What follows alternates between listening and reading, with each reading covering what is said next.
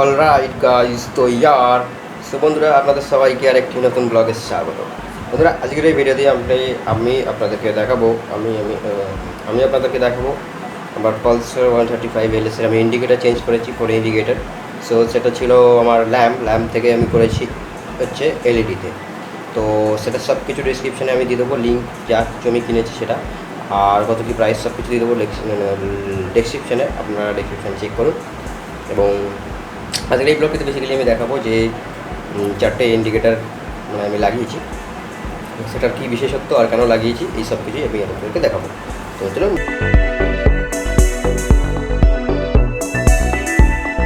Guys, as usual, this is my tree and this tree needs care. So বন্ধুরা, আপনাদেরকে আরেকটি জিনিস দেখানো আছে, সেটি হচ্ছে এই বুদ্ধদেব। এটা আমি পারচেস করেছি অনলাইনে। তো এটার দাম হচ্ছে 240 রুপিস। সেটা কেমন লাগছে অবশ্যই জানাবেন।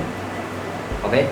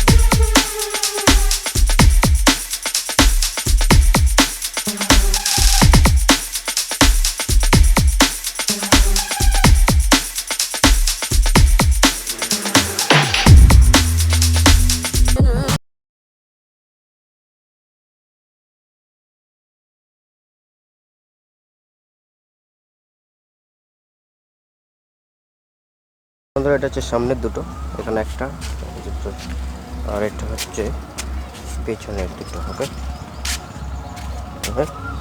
সামনের দুটো, টোটাল প্যাক 4।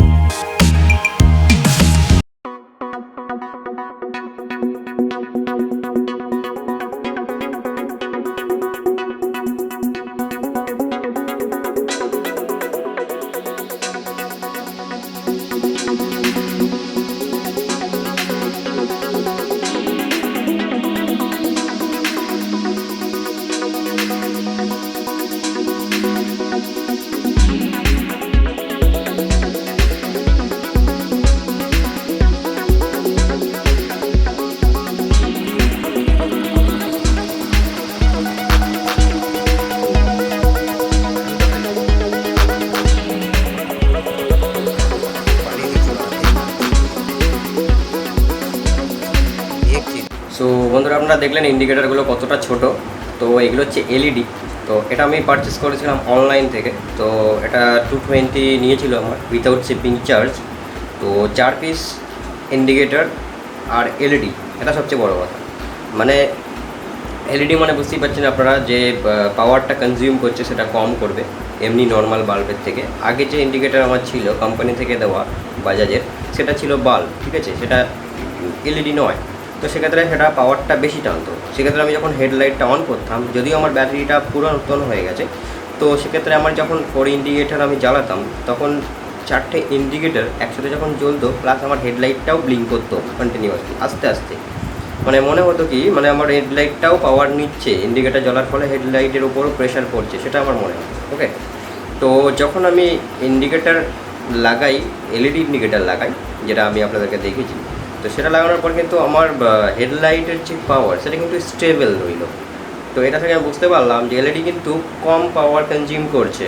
ওকে, তো আপনারা যারা চান তারা লাগাতে পারেন ইন্ডিকেটার। অনেক ধরনের ইন্ডিকেটার এখন মার্কেটে এসেছে, ঠিক আছে। অনেকে বাইক মডিফাই করছে বিভিন্ন ধরনের জিনিস লাগিয়ে এক্সট্রা, কিন্তু বাইক অনুযায়ী সেটা সুইটেবল হবে কি না সেটা বাইক অনুযায়ী।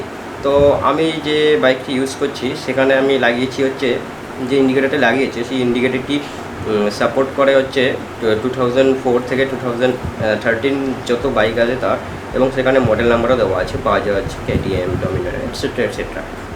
আপনারা দেখে নেবেন, আমি লিঙ্ক ডিসক্রিপশনে দিয়ে দেবো। আর আমার যে পুরাতন লাইট ছিল সেটা আপনাদেরকে একবার দেখাই। তো এইগুলো হচ্ছে সেই পুরাতন এলইডি। ওকে, তো আমার 4 পিসই আছে হাতে। তো এটাকে আমি চেঞ্জ করেছি। তো এই যে 4 পিস যে ইন্ডিকেটার আমার রয়েছে, এটাকে আমি চেঞ্জ করেছি। এই 4 পিস কিন্তু ভালো ছিল আমার, এই 4 পিস কিন্তু চলছিল। তো 4 পিস আরেকটা আছে। তো এই যে এই 4 পিস কিন্তু চলছিল। ওকে, তো এই 4 পিস কিন্তু আমি চেঞ্জ করেছি। তো চেঞ্জ করে সেইবার যেগুলো করেছি সেগুলো ছোট্ট ছোট্ট একদম দেখতে পাচ্ছেন আপনারা, এইটুখানি সরু আমি আপনাদেরকে দেখিয়েছি ভিডিওর মধ্যে, সরু। আর আনবক্সিংও একটা ছোটো ঝলক আপনাদেরকে দিয়েছি। তো আপনারা যারা চান তারা অবশ্যই চেঞ্জ করতে পারেন, এতে লুকিংটা বেটার হবে। আর আগের থেকে এলইডির পাওয়ারটা অনেকটাই বেটার হয়েছে। হ্যাঁ, মানে আমার যেটা জ্বলছে রাতে অনেকটাই চোখে লাগছে, সেটা আর কি মানে না দেখলে বিশ্বাস করবেন না।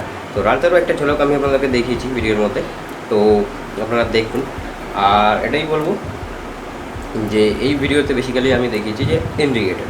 ওকে, এবার আপনাদের চয়েস, আপনারা নেবেন কি নেবেন না। আর বাইক অনুযায়ী অবশ্যই আপনারা যদি ডমিনার বা বাজাজ ইউজ করেন, পালসার, সেক্ষেত্রে নিতেই পারেন।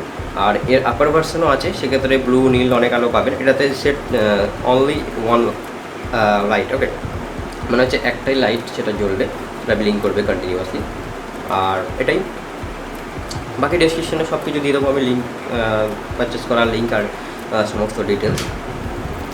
তো আজকের ভিডিও শেষ করবো এখানে। এই ভিডিও কেমন লেগেছে অবশ্যই জানাবেন। আর আপনারা যদি আমার চ্যানেলে নতুন হয়ে থাকেন তাহলে প্লিজ চ্যানেলটিকে সাবস্ক্রাইব করুন, কেননা এই চ্যানেলে বাইক রিলেটেড ভিডিও, টুরিং তো এখন করছি না, যখন করবো তখন দেখতেই পারবেন অবশ্যই, because I need more gears.